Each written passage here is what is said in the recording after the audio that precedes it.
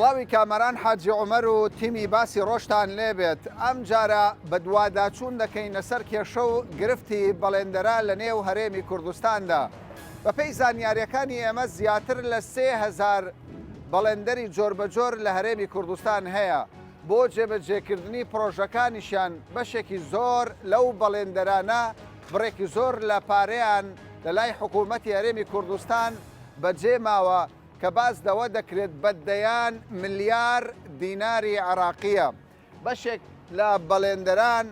جادەکان و ئەو پرۆژانی کە جێبەجێی دەکەن چەند ساڵێکە بەهۆی ئەو قەرزیان کە لە لای حکوومەتە ماوەتەوە. بەڵێندەران دەڵێن بەشێکمان تووشی قەرز و قەرزاریەکی زۆر بووین، بەشێکیان دەڵێن سەرمان هەڵگرتووە و بەشێکی دیکەش دەڵێن فریامان کەون. ئەو بڕەپارەی کە لای حکوومەتە بە هیچ شێوەیەک حکوومەت بۆمان ناگەڕێنێتەوە و دەست و ئەو دەستیشمان پێ دەکات.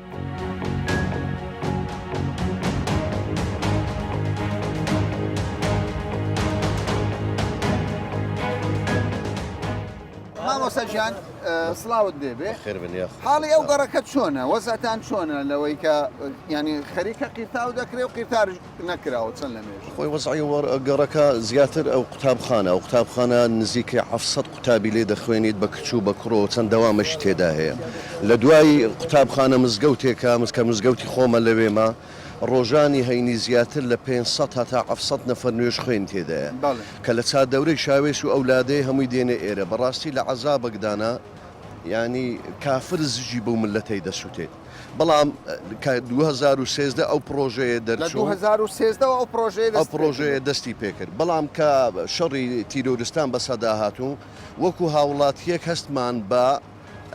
ئەوە کرد کە مراعاتی حکومت بکەین ئەوە بارەی داراییتەوە و نیە شەڕی ناخۆ دەستی پێکردیە. بەڵام لەگە کابینەی نوێ کە ئێستا هاتووە و بەڕێسەرۆکی حکومت بڕیاریداوە هەموو پرۆژەکان زێبەجێ بکرێ، نازام ئەو پرۆژەیە ئێستا کە دەست پێکرایە. بەڵام زەنابی بەڵێندەر دەڵێم 300 ملیۆن 2013 لە حکومت وەرگرتووە. 700 ملیۆنی خۆشم خستۆتە سەرەتا ئێستا ئیشەکە دەڕوێنم، بەڵام لێرە ڕا هیچ کە ناتوانم بڕوێنم. ناتوانێت بەڵێندەرەکەم زین لێرەیە جەنابتان بەڵێندەرم چۆنی باشی ئەحواڵ چۆنە؟ ئەو خەڵکەی دانیشتووی ئەو گەڕەکە دەڵێن کاکە ئەو بەڵێندەرە نازانین ماوەیەک شۆفەرێک لێ دەدا هەفتەیەک ئیش دەکە هەفتەیەک ئیش داکە. مەوزۆ چییە؟ بۆ ئیشەکەتان تەواو ناکە؟ کاکەمەرە ئەمە لە 2013 ئەو پرۆژە ماوەگرتێ دەستمان پێکرد 140مان تەنفیز کردبوو. بەڵێ ئێستا لەگەر حکوومەتی نوێ دەستمان پێکردەوە ئێستا تقریباً 180مان تەنفیز کرد ئێستا 300 ملیۆن ماوەگرتێ. لە ملیارێک 200 ملیۆنی لە ملیارێک و 200 ملیۆن دیناری عراقی. لە ملیارێک و 200 ملیۆنی ئەمە 300 ملیۆن ماوەگرتێ. ئەو هەموو لە بەرچ خۆمان سەرف کردی هەتا 1 دینار ماوە نەگرت. پارەتان بۆ سەرف ناکرێت. بۆمان سەرف ناکرێت. مامۆستاوە دەڵێ حکوومەت پارە سەرف ناکە، خەتای من نییە. پێویستە حکومت پیلانی ئەوە بی کە لە خزمەت مرۆڤایەتی ئێرە هەمووی مرۆڤ تێدا دەژی. زۆر باشە. تۆ وەکو دانیشتووی ئەو گەڕەکە پێم بڵێ حاڵتان چۆنە؟ منداڵەکانتان چۆن دەستە قوتابخانە؟ پرسیاری ئەوەتان نەکردووە کاکە بۆ ئەم پرۆژەیە چە تەواو نابێت؟ ئێمە ئاڵمان زۆر خراپات تەمان ئێرە لە سنتەری شار لەسەر ڕێگای هامڵتۆن ڕێگای مەسیف لە سنتەری شارەوە 5 کیلۆمەتر دوورە هەتاوەکو ئێستاکەن لە ڕووی خزمەت گوزاریەوە ئێمە وەکو دانیشتوانی کەڵەچین زۆر مەخدورین زۆر بێبەشین لە خزمەت گوزارەکان حکومەت هەرێمی کوردستان. ئێستا ئەو پرۆژەیەتەوە بۆ ئێوە ئەولەویەت لە حکوومەت ئەوەیە ئەو بڕەپارەی ئەم بەڵێندەرە ماویەتی بۆی سەرف بکە. تامان ئەگە بۆی سەرف نەکە ئیشەکەی پێ ناکرێت. بەڵێندەر ئەو پارە لەکوێ بێنێ بۆ ئەنی ئەو شەقام و کسوگۆڵانەکان باش کراوە. زۆر جار دەگوترێ مامۆستا ئەو بەڵێن لەگەڵ ڕێزم دەیان باسی ئەو بەڵێندەرە ناکەم، بەس هەندێک جار دەڵێن بەڵێندەرەکانیش کەم تەرخەمەن شریکاتی دەکەن لەگەڵ ئەم ئەو بڕێک پارە وەردەگرن و ئیشەکە بەنیوەت شەڕی. ئیشەکە چۆن دەبینی؟ باشە دەوانەی بەڵێندەر هەبێ وابێ، بەس ئەو بەڵێندەر لە بەرامبەرمانە لە پێشمانە کارەکەی باشە، کارەکەی زۆر چاک دەڕوات. دووسێ مانگە دەستی پێکردو کارەکە لە کۆتایی 185 کۆتایی پێاتێ. بەڵام ئەگەر ئەو هابڕوە قیر و سەبەکە نەکرێت باران لی بدە تێک دەسێتەوە سفر دەبیتەوە دیسان دەبی ئەوە زەرر لە حکومەتیش دەدا لە بەڵێندەری دەبێتەوە خوری. باشە پێم بڵێ کاکی بەڵێندەر یعنی ئێستا بەرپرسانی حکوومەت گیان لێبی وەزارەتی دارایی دەڵێ کاکی بەڵێندەر هەر چەند ڕۆژێک بەر لە ئێستا 100 ملیۆن دۆلارمان سەرف کرد. تۆ پارەکەت وەرنەگرت؟ 120 کامەرە 120 ئەو پارەی ناکە هیچ 200 بەڵێندەر هەیە لە هەورێمە. يعني اگر 120 وقت دبي چند دو برکت ولا 100 مليوني بس ديك تمري حالي بلندر كان شلون والله حالي بلندر خاني فروشتها سعر فروشتها هي شقات البيت شعري بزيشتها بوویتە بەڵێندەر بچیتەوە بوویتە مۆزە لە بنداستی بەڵێندەرە چکە باشە ئێستا تۆ دۆخت چۆنە ینی بەجددی تۆ دەڵێ ملیارێک و 200 میلیۆن 300 میلیۆن وەرگرتووە پارەکەی تری خۆت بۆ این خەڵکە بەکارتێن وڵا بەخەی خەڵکە شۆفەرمینە وعدم دایت گوتم پارەوەگرم دەدەمێ گازم تێکرد بۆ عدایت بەس کابرا هەم ڕۆژ لەسرم دەکەزاری کرێکاری هەم قەرزارێکار و هەم مەکاین و هەم گاز و هەم ئەسفالت و هەم کربستۆن و هەم کۆنکریت هەم شتە دار و بەرخەر بەرقەرزار حاجی چی دەکەین چی بکەین باشە بۆیەوە حکوومەت پارەیان بۆ سەرفکە پێت باشە ئەولەوێت حکوومەت چونکە ئەولەوێت دەدات بە کارەکانی پارەی بەڵێندەران بدا باشە خەمێکیان لێ والله بەڵندەر حکوومەتی ئیلاچمان لێ بکەن تاکە ئەمە سالمان نمایە بەخوای منداڵەکانمان نەپۆتان ئەوە چەندەم جارە ئەو جادێ وڵی ئەوە سێم جار و دوم سێم جارە سێم جارە بفکەنەوە کەلاکەنەوە ئەوانش فەقیران نەپۆتان بەڕاستیەوە ئەرێ وڵی عیلاجمانی نەکەن کاکە بەش پۆتیانی پۆتان خانی هەرزان بۆ لەو منتیقەی هەموو خڕا دیکۆ بەخواکانی بەسادەم بە 24 دەفتەرەکەی سێخانی ئەلانەکە بە دوو دەفتەرمداوە أنا والله بدي أهزم ذا ولا بل مالبراني ونبونيو قري قالع على مناتنا أو هم زررة أو هم زررة بخواي زررة زود زررة باشا تفضل شي ضليت حكومة والله بنت من خوم شخصي خوم سيزار أمن أو ما تقدم كذا حريزة وشتوها ما تقدم كذا كخالد زادك التوابي أو ما مصاد زاني مشينا تساعد بينزل ما أتا كتاب مية سه كتاب من الموجودة قوتان لوتان دخين لوتان كتا استاكيس هيك استاكش أو بلاشة بخواي خواد زاني لمنەوە ئەو زادێ ئێستا ئەو شۆفەر و ئەو عادیلە ئەو شتانە کە لێرە ئیش دەکە بەلاشە نیکە باشتر بە خودای بار بەملی من نیکە باشتر ئەوە دوو جارە فەقیرێت عینەن چایکەوە تێکەوە چاک بکەن بەڵام یەک شتێ ئەگەر ئێستاکە ئەو شۆفەرەکە خلاص بوو عینە ئەوەی شارەوانێ چێ وەگریتن بێ خێریان سەب بکە چا دەبێ ئەگەنا بەلاشە بە خودای هەم پارەکە دەڕۆ بەلاشەم ئەو کەژە ڕۆ بەلاش ئیسیفادەشی نییە.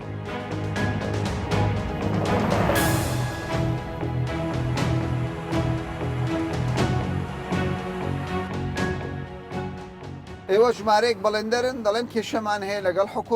حکوومەت قەرزارە پارەمان ناداتەوە بەڵگەتان چیە؟ بەرگەکانمان ئەوەیە کاکامەرەنجەن ئەمە بەڵگەیمە ئێستاکە ئەمن لۆ نمونە 5 پرۆژەمان هەیە لە هەر پرۆژەیەکی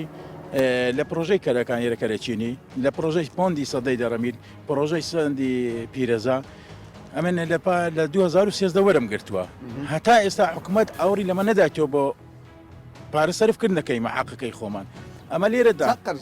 حاز حکومت لە پرۆژەی دەڕەمیر و پیرەزا ملیار ڕزیم قەرزارە بەبرای خۆم لێرەکانشڕە 600 میلیۆنی مەقەردارە هەتا ئێستاکە ئەمە چی بۆی دەگۆڕینەوە لەو نمونە 120 میلیۆن سلفەی دەکەن 140 میلیۆن سلفەی دەکەن کە دەبینە باغ حیسابمان بۆ ناکاتن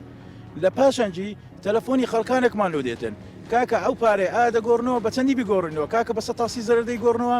کاکە ئەمە لە مەشروعەکەی 120شم قازانزیە ئەم چۆن بە 120 ینی یاری بەو بڕە پارەی کە حکوومەت قەرزارە بە ئێوە دەکرێت بەرێژیان یاری دەکرێت یاریمان پێ دەکرێت بەڵێندەرەکان چەند دەبی پارەیان وەرنەگرێت خۆ حکوومەتی ڕابرد و 100 میلیۆن دلاری سەرف کرد کاکە کێشەکە چارەسەر نەبوو بەلێندەری بڕابرد و 100 میلیۆن دیلانەوە گرت 120یان وەگرت لێگە لەو کەسانەیەک بەخۆم لەگەردا بوو 120 ینی 180 خەردارە حکوومەت ئەگە بەبرایی خۆم برێم بەرێ ئەمە ئێستاکە لۆ نمونە هەتا ئێستا 700 میلیۆنم گۆڕتەوە بە 180 زەرەر 700 میلیۆنم گۆڕتەوە بە 180 زەرەر لۆ نمونە ئەمر کە 120 دەرخان کرایە لۆمە لە کاتچوینە باق 215 ناوم لە پێش بووە تەنها یەک باقەوە پارەکەی بەلێندەری تەوجێ کە 120 تەوجێکە بەلێندەر هەبوو بە ماگونیەوە 120 خۆی پێ نەگرایەوە گیرێتن بۆچی ئەمە چێمە یاریە بە ئەنقەزا چییە مەوزوعەکە بە شەفافی باز بکەی بۆ ینی تۆ لە 120 یان لە 130 پارەکە ئەمن ئەوەی لە حکوومەت دەپرسم چۆن یاری بە مەقژیانی مقاول دەکرێت مقاولیش هاوڵاتێکی ئەو نیشتیمانەیە مقاولەکە ئیش و کاری ئەو نیهاو نیشتیما ئەو وڵاتی دەکاتن ڕێگا و بانە ئێستا لەو نمونە دوو چێکەی پۆندی ئاومە بووە دروستم کردووە هەتا ئێستا دروستم کردووە دینارم من نەگرتووە لە ساری 2013 حەقی ئەو پرۆژانە بکردیە هەتا 2010 مانجی 5 دەستم بەکار کردووە هەتا ئێستاکە سلفەی تەمینی شانۆنە کردیمە کە سلفم نۆ بکرێ وەکو حەقی خۆم باشە تۆ کێشەتان چێت تۆش بەڵێندەری ئەمەش باڵێندەرم ئەمە لە کۆمپانی پۆندی زەرگەزەویمان دروست کردی پۆندەکە زەرگەزەی 1970 تەواو کردیە هەتا ئێستا یەک دینارمەوە نەکردی چەند پارەتان ڕۆیشتووە حکوومەت چەند قەرزار حکوومەت تقریبا پارەی پۆندەکەمان هیچ وەرنەگرتی هیچ وەرنەگرتی هەر وعد دیلایان بۆ ماوە دەیگۆمەوە ئەگۆ بیکەن لەبەرەوەی چەند تا سەرف کردیە پارە تقریبا ئەمە باانی بای ملیارێکمان لێ سەرف کردبی ملیارێک دیناری ملیارێک دیار ینی مقاول زەرری کردیە کێشە بوونا تووشە کێشە بووینە ڕۆژانە سەدان تەلەفۆنمان داهات خانی ماهانس فرۆشرا خانی ئەو فرۆشرا تاک بەس پارەی ئەوە مهندسش خانی خۆی فرۆشت مهندس خانی خۆی فرۆشتووە مقاولش خانی فرۆشت مقاولش خانی خۆ هەر باشە حکوومەت ناڵێ بۆچی ئەو پارە نادەم حکوومەت ئێوە سەردانی وەزارەتی دارایی ناکەن سەردانی وەزارەتی دارایی دەکەین دەی پارە هیچ مالەکە نییە دەڵێ پارە نییە دەی پارە نییە لە ئەسڵدا وایە یاوان نییە ئەجۆ حکوومەت خۆی دەزانی ئایا وایە یاوانە پاشوی ئەمە هەر لە زەرگە زەوی کۆگایەکی سەر قوتاکەمەی ما دروست کردیە کۆگای لەوانەیە 120 وەرگیراوی ئەمە 120 پارەکە وەرگیراوی 180 وەرنەگیرایە ئەمە چی کۆمپانیای خۆمەڵی هاتین ئیشەکەمان کردی ویسمان ڕانەوەستی بۆ وەزارەت پێشمەرگە بۆیە چەک و تاقەمەنی وەزارەت پێشمەرگە بۆ لەویشمان کردووە باشە ئەویش پارەتان نادە ئەویش پارەم وەرنەگرتو وەزارەت پێشمەرگە داوای لەما کرد داوای لەو کۆمەڵە شەرکی کە ئیشان لە وەزارەت پێشمەرگە 120 بشکێنن ئەمە 110 شکان گوتی 120 بشکێن پارەتان دەینی ئەمە 110 شکان پارەمان شەر وەرنەگرت باشە چ دەڵێن بە حکوومەت چی دەڵێن ئەمە داوا لە حکوومەتی دەکەین داوا لە حکوومەتە نوێ دەکەین داوا لە حکوومەتە جوانەی دەکەین کە هاوکاری بەلێندەری بە فەقیر بکە بەلێندەر هەموو ڕۆژێ دەمریت ئەگەر نا ئەگەر نە چاری دەبی شەکانی خۆمان هەموو ڕاگری تووشی زەرمە بەڵێندەر بۆ ڕای کرد بێ بچێتە دەرەوە بەلێندەر هەیە تووشی قەتل بووە بەلێندەر هەیە لەو شاری هەولێری زەلامی کوشتۆ لەسەر پارێ لەسەر مدەی دوو سارێ ڕاکێشاوە پارێ سارەکانی هەر ئۆفترایەک لۆ نمونە هەر ئۆفترایەک لەسەر یەک بەلێندەر 4 دەفتەر ڕاوەستاوە بە بەڵگە دەدەمە دەستان ینی کێشەکان زۆر کێشەکان زۆر قۆرە لە بۆی زۆر قۆرە ئەمن ئەوڕۆ کابرایەکەم بەلێندەرم قەرزاری تو دەبم قەرزاری هاوڵاتێک دەبم مەزبورم کەسبێت و لە دەرکەی دەسم سارێک دەین بەدەرێ ئەو سارە ئەگە بە دەفتەرێک بی لۆ مانگەک بە 120 وەرەقەت دەنە من ئەمە بەو مانگەی پارەم پێ نادرێ سەبر ئەو ڕقەمە گەورە دەبی لەوە ینی بەشی زۆری بەڵێندەرەکە و حاڵەتیان بووە بەلێندەرمان هەیە لە شاری نمایە دەکاری و کەوەکو قەدیم پێیان بەێ دەست خۆش بەلێندەرمان 150 بەلێندەرمان تووشی دەمدەکاری بووە بەس خۆیان پیشان نادەن خۆیان ناشێنەوە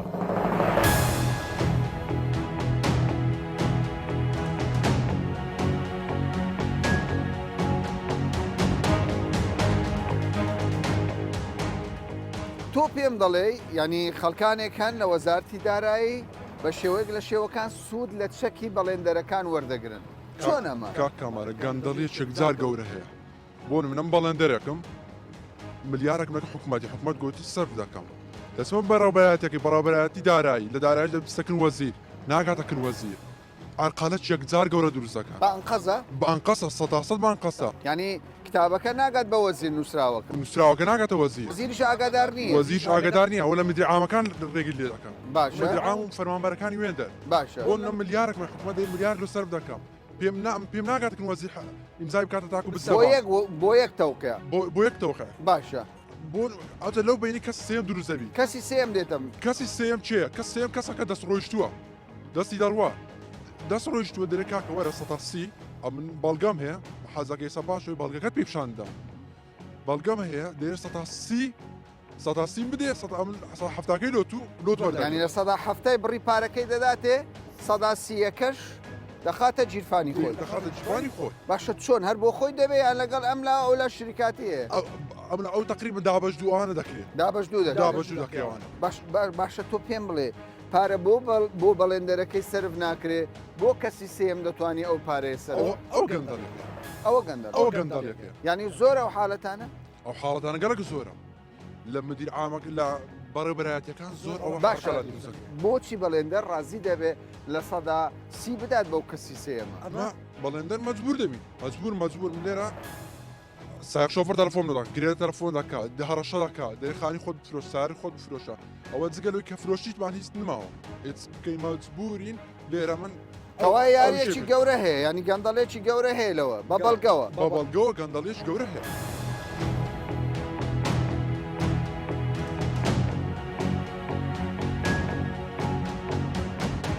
بەهۆی ئەوەی کە لە ڕێگای کاری بەڵێندەرایەتیەوە خەڵکێکی زۆر سوودمەند دەبێت هەر لەبەر ئەوەش خەڵکێک لە ژێرناوی کۆمپانیای جۆر بە جۆر کاری بەڵێندەرایەتیان کردووە بەبێ ئامارێک کە لە بەردەستی مندایە لە تەواوی عێراقدا 420 کۆمپانیای جۆر بە جۆر کە کاری بەڵێندەرایەتی دەکەن ناویان خراوەتە لیستی ڕەشەوە بەهۆی ئەوەی کە کاری باشیان نەکردووە پرۆژەکانیان بە نیوەچڕی بەجی هێشتووە لە هەرێمی کوردستان کە بەشێک لە بەڵێندەرەکان دەڵێن پارەمان لای حکوومەت هەرێمی کوردستانە قەرزارە حکوومەت 300 وەبەرهێنەر نزیکەی 300 وەبەرهێنەر دەڵێن پارەمان لای حکوومەتی هەرێمی کوردستانە بە پێی زانیاریەکانی ئێمە تاوەکو ئێستا بڕێکی زۆر لە ماوەی ڕابردوودا 200 ملیۆن دۆلاری ئەمریکی دراوەتەوە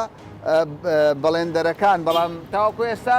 420 ملیۆن دۆلاری ئەمریکی حکوومەت قەرزاری بەڵێندەرەکانە.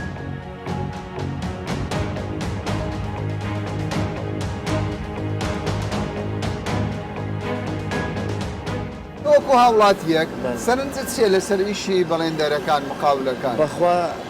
یعنی زۆر شتم لە مقاولەکان دیوە هەتا ئێستا جادە هەیە بە چای خۆم دیتم 3 مانگە کرایە دوای 3 مانجی تاسەی کەتەنە ئەشکالێکی مەجرای بوو ئەشکالە شتیوالێ بووە سەرڕای هەموو ئەو شتانش من لە دوکانێک بوومە لە شوێنێک بوومە شوێنەکە ناوبان شیە مەوادم لەلا کڕیوە ئەو شێوەش بەعینی وەخت مقاولەکە لە تەنیشتم بووە پێی دەڵێ شتێکی وام دێ مناسب بی یعنی وا خۆ پارەکە لە بەر شتونایەتە دەرێتن پارەکە مناسب بیتن لە تەنیشتم بووە شتێکی زۆر هەرزانی کرا بەس فیسەبیلی و ئیشەکە مەشیبی بڕوە ینی ماوادی خراپیان مەوادی خراپی کڕێ بەس باشە بەس مقاولەکە خەتابارەیان ئەو مهندیسەش کە سەرپەرشتی دەکات نوێنەری حکوومەت ئوستاز کۆکراوە یەکدرینە هەردووچان بە هەردوو شێوە کۆکراوە یەکدرینە فواصلیانێ لە بینی یەکدری ئایا شتێک دەکرێت دەبی بە ئیش بزانیتن کەس لێ ڕاستیگە جارێکا بڕی بە جامی 6 قسە لێ دەکات 4 میلیۆن دەبەستی بووە مە ئادیفو ینی بە بەڵگە بووە سەجار باشە بەڵام ئەمە پێ دوایە بەس بەڵێندەر هۆکارە خەتابارەیان خەڵکی کەش خەتابارە مهندیسەکە بۆ قبول دەکات هەر یەکە و یعنی لە بیدایەتی فوتوفێرە تا ئاخیری کەس بەڕاستی ناکە ئەو دەرێ بە 6 لۆم پڕکۆ 5 منی ببینە ئەوی 5ەکە چاری دەبەوە تا ئاخیری باشە بەس چۆن ئێمە دەتوانین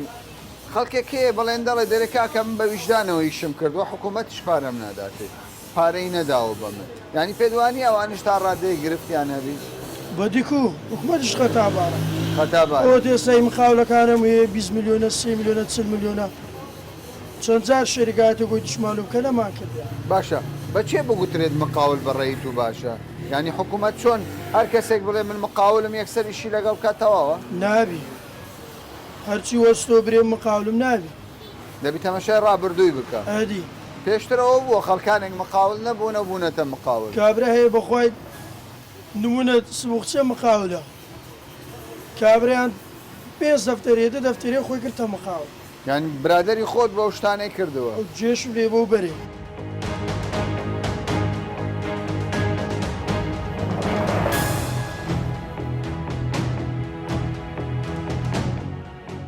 تۆ دوکانداری بەڵێ چ کار دەکەیت شوشە سیما باشە پێم بڵێ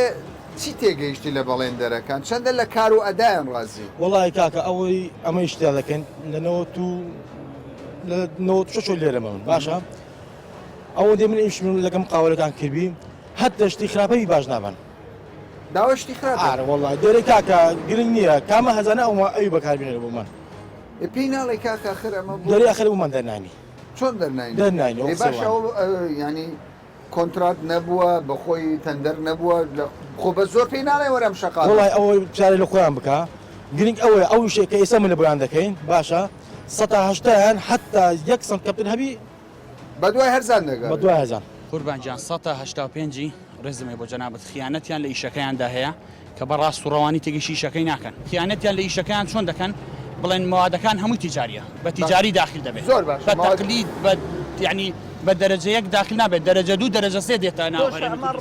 خۆی لێرە شتێکەیە کامەران بەڵێندەرەکان دەست دەکاتن هەتا دەگاتەوە ئەو کەسێک کە وەردەگریتن خێرەکەی نامینێ پەنا لەو چ دەباتن شتی هەرزان ئەو شتانە ینی بەڵێندەرێک پرۆژەیەک وەردەگرێت ئەم دەدەمەت و دەدەمەوە دەست بە دەست دەڕوە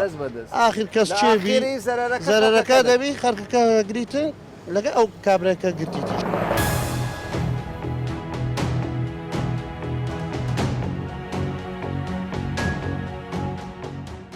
بەشێک لە بەڵێندەران دەڵێن پارە بۆ هەموو شتێک هەیە لە کوردستان بەڵام پارە بۆ ئێمە نییە کە شەقام چوزانم ئاوەدانی دەخینە هەرێمی کوردستان. ئێمە توانیمانە لە ساڵەکانی 2015 2010 2019 ڕێژێکی پاش پارەی بەڵێندەران بگەڕێنینەوە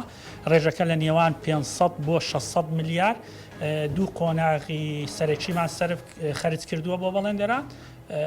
بێگومان بە ڕەزامەندی بە ڕێزان لە ئەنجومەنی وەزیران و بە هەمانجی لەبین وەزارەتی دارایی و وەزارەتی پلاندانان لە کۆتایی ساڵی 2010 قۆناغێک سەرف کرا 100 میلیۆن دلار لە سەرەتای 2019 قۆناغی دووەم خەرج کرا بە 100 میلیۆن دلاری دیکە ئێستش لە بەرنامەماندا هەیە و نووسراومانیش ئاراستەی وەزارەت و بە ڕێزان کردۆ لە ئەنجومەنی وەزیران کە قۆناغی سێیەمش ڕێژەیەکی باشیان بدەینێ لەو دوو قۆناغە ڕێژەی 15 لە 100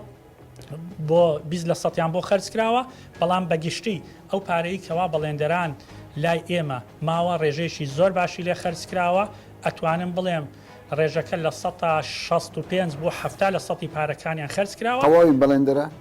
تەواوی بەڵێندەران هیچ جیاوازی نەکراوە ئەو قۆناغانەی کەوا باسم کرد سەرف کراوە نزیکەی طبعا چەند مەرجێکی هەیە ئەبێت تەمویلیان هەبێت و چەند مەرجێکە تایبەت بە وەزارەتی دارایی وەزارەتی پلاندانان ڕێژەی نزیکەی 600 بۆ 650 بەڵێندەر و کۆمپانیا مستەفید بوون سوودمەند بوون لەو دوو قۆناغی کەوا وەرگیرا بوو بۆ هەر قۆناغی 600 بۆ 650 بەڵێندەر و کۆمپانیا ئێستا ڕێژەیەکی زۆر کەمیان ماوە ڕێژەکە ئەتوانم بڵێم 30 لە 100 ئەو گۆژمانی کەوا بەڵێندەرانی باشە ئێوە دەڵێن بڕە پارێکی کەمیان ماوە بەڵام ئەوەی ئێمە کە لەگەڵ بەڵێندەران قسە دەکەین بەشێکی زۆریان دەڵێن وڵاتمان بەجێ هێشتووە دەڵێن قەرزێکی زۆر لەسەر سەرمانە دەڵێن لە وەزارەتی دارایی ئەم دەست و وەزارەتی کوشت و کاڵ ئیتر هەر هەمویان بەمان کتابێکمان نووسراوێکمان وەڵام نادرێتەوە کامەران خۆی مەسلەی بەڵێندەران تۆ خۆت جەناب تەزانی حکوومەتی هەرێمی کوردستان پێش 2014 پێش قەیرانی دارایی لە هەموو سەکتەرەکان ئیش کراوە یعنی ئەم بابەتە تایبەت نییە بە وەزارەتێکەوە تۆ ئێمە 20 وەزارەمان هەیە ئەو هەموو بەڵێندەرە بە ڕێزانە و کۆمپانیاکان لەو هەموو وەزارەتە ئیشیان کردووە پارەی استحقاقاتی خۆیان هەیە هەر وەزارەتێک و بە جۆری تایبەتمەندی خۆی نووسراوەکان ئاراستەی وەزارەتی پلاندانانەکە دوایە وەزارەتی دارایی بۆ تەمویلەکانیان بەڵام بەهۆی قەیرانی دارایی وەک باسم کرد تووشی ئەم کێشەیە بووین بەڵام بەگشتی ڕێژەیەکی زۆر باشیان بۆ سەرف کراوە تەنها ڕێژەیەکی زۆر کەم ماوە بە نسبەت بانک و حکوومەتەوە زۆر بە ئاسانی ئیشەکانیان بە چەند خۆناغێکی تر لە ئایندەیەکی زۆر نزیک جێبەجێ ئەکرێ و ئێستش ئەتوانن بۆ چەند شوێنێک هەیە چەکەکانیان بەکاربێنن باشە کاکازم بەشێک لە بەڵێندەران دەڵێن ڕاستە حکوومەت تا ڕادەیەک پارەی هەیە بەڵام بە شێوەیەک لە شێوەکان لە ڕێگای کەسی سێمەوە یاری بە چەکەکان دەکرێت پارە بۆ بەڵێندەر نییە چەکەکەی سەرفکە کەسی سێم بە ئاسانی لە سەداسی دەخاتە گیرفانی پارەکەی بۆ سەر نەخێر هیچ بە هیچ شێوەیەک ئەو ئیشە نەماوە ڕاستە پێش 2016 ئەو بابەتە هەبوو بابەتێکی زۆر گەرم بوو بەڵام بە خۆشحاڵیەوە دەستپاچی و ئەنجومەنی وەزیران و وەزارەتی دارایی چەند ڕێکارێکمان گر دەبەر نەمان هێشت ئەو دیاردەیە بمێنێ وامان کرد بە ئیشی بانقی پێڵێن مەقاسەی بانقی ڕامان گرتووە بە هیچ شێوەیەک ئەو بابەتە نەماوە هەر کەسێک دەستی سێم ناچێتە بابەتەکەوە تەنها بەڵێندەر خۆی ئەتوانێت شایستەی دارایی خۆی وەرگێت بەو قۆناغانێکەوە بۆ باشە سەبارەت بە پارە تۆ گوتت لە ماوەی داهاتوودا پارەیان بۆ سەرف دەکەیت ماوەکە کەیە؟ ماوەکە وەک بە بەڕێستی مود ئێمە نووسراومان ئاراستی بەڕێزان کردووە لە ئەنجومەنی وەزیران پێشنیارمان کردووە قۆناغی سێم بدرێ بەڵام خۆت جەناب تەزانی کابینەی نوێیەم کابینەیەکی نوێیە ئەوانش حەقی خۆیانە بە چاوڕوونیان هەبێت لە سەرم بابەتە بەڵام من دڵنیام ئەو بەڵێندەرانی کەوا ڕێژەیەکی باشیان لە پرۆژەکانیان تەواو کردو ئەوانەی ڕێژەی 80 لە 100 بە قۆناغ پرۆژەکانیان ئەدرێتەوە دەست پێکرێتەوە لە ئایندێکی زۆر نزیک ڕێژەکانیان وەرەگرن کەوایە پارە وەردەگرن هیوادارم و ئینشاڵڵا وەریەگرن گلەی و گازاندەی بەشێک لە بەڵێندەرەکانمان گەیاندا بەردەم بەرپرسان لە حکوومەتی هەرێمی کوردستان وەزارەتی دارایی حکوومەتی هەرێمی کوردستان دەڵێت پارە لە بانکەکان هەیە هەر پرۆژێکی بەڵێندەر کە بگاتە لە 180 ئەوە ئەو کات دەتوانن تەواوی پارەکانیان وەربگرن سەبارەت بە ڕێژەی ئەو قەرزەشکەلای حکوومەت ماوە دەڵێن 400 ملیۆن دۆلاری ئەمریکیە بۆ ئەو کەسانش کە بوونەتە کەسی سێم و واستە و واستەکاری بکەن. وەزارەتی دارایی دەڵێت ئەگەر لە پێشوودا خەڵکانێک هەوڵیاندا بێت قازانجێک لەم بینە و بەردەیەوە بکەن، بەڵام ئێستا حکوومەت بە وردی چاودێری ئەم پرسەی کردووە و ڕێگان نادات کەسی سێم لە ڕێگای چەکی بەڵێندەرەکانەوە 1 دیناری عێراقیش قازانج وەربگرێت. تەواوی ئەو پرۆژانش کە لە هەرێمی کوردستان ئەوانەی کە جێبەجێ دەکرێن و ئەوانەشی کە ماون جێبەجێ بکرێت حکوومەت هەنگاو بە هەنگاو لەگەڵیان دەبێت تاوەکو تەواوی پرۆژەکان دەکەوێتە بواری خزمەتی هاوڵاتیانەوە. تا باسێکی دیکە و بابەتێکی دیکە بەخواتان نسبێت.